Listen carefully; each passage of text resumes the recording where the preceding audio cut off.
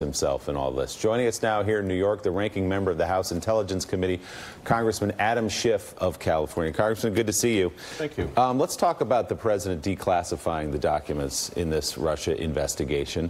I think it stunned a lot of people in the intel community. Some of them say they couldn't find a good precedent for it. Do the FBI, does the Department of National Intelligence have any recourse here? Is there any way for them to protect classified information, or do they have to carry out the president's order? Well, in theory, they have to carry out the president's order. Ultimately, though, the remedy that they have is to initially push back and say, these parts we simply cannot release. We've made commitments to our sources that will protect them.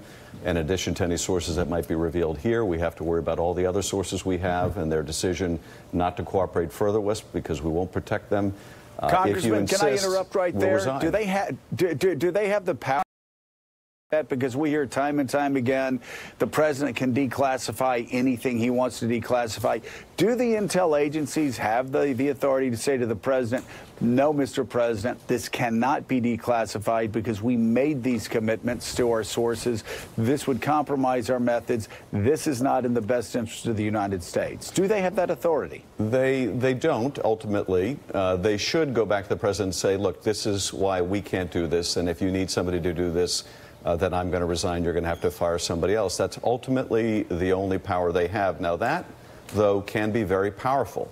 If you have high-ranking people in the government who do resign and resign out of conscience, it becomes that much more difficult for the president to insist on their successors, and they pay that much greater a political price in the country. So that can be a powerful restraint, and I think we've seen that restraint operate before when the president said to Doug McGahn, fire Bob Mueller, and McGahn said, I'll resign before I do it. Then Bob Mueller's job was saved, at least for a period of time. But ultimately, if the president insists, he can do it. Now, this, of course, the same president that says he's doing this for transparency but has yet to release his tax returns. That's yet another alternate fact, as you point out.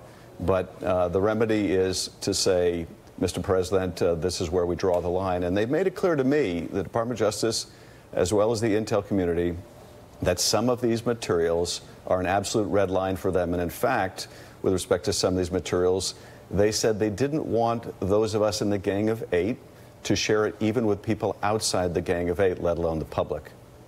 Congressman, one thing that struck me yesterday about President Trump's interview at The Hill, when he talked about how he was going to declassify and release these documents, was that he admitted he hadn't reviewed the documents himself, and that really he was doing it because commentators he admires on television recommended that these documents be declassified.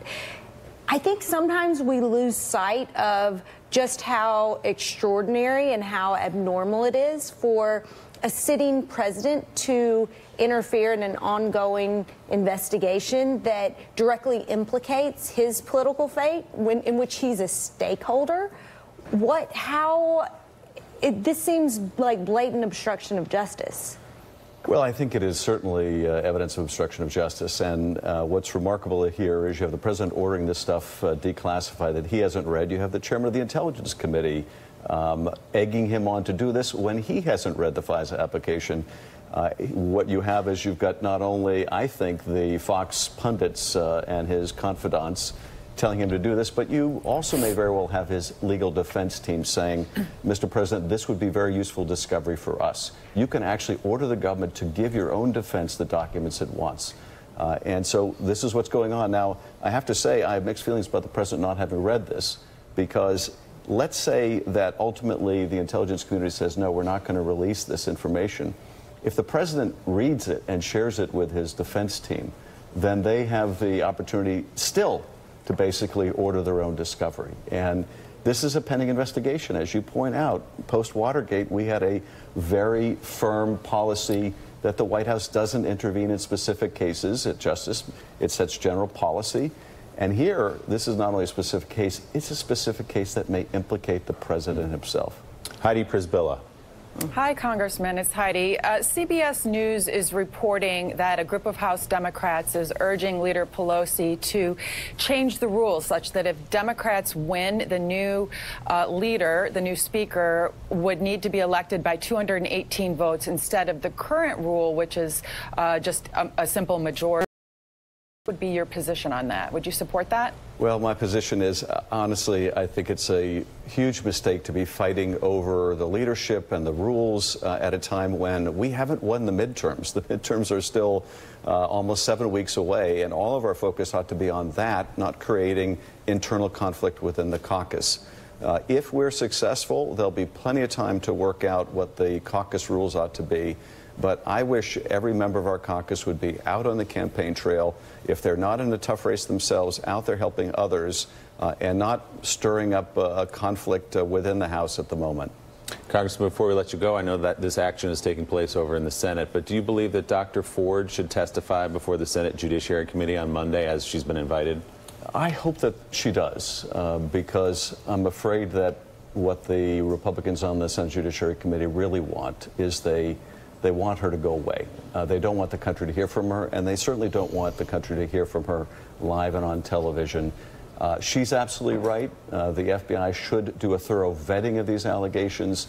The Senate shouldn't simply rely on hearing two conflicting accounts and decide, well, we're okay with not knowing. We're okay with the fact that we might be putting someone who committed attempted rape on the Supreme Court of the United States.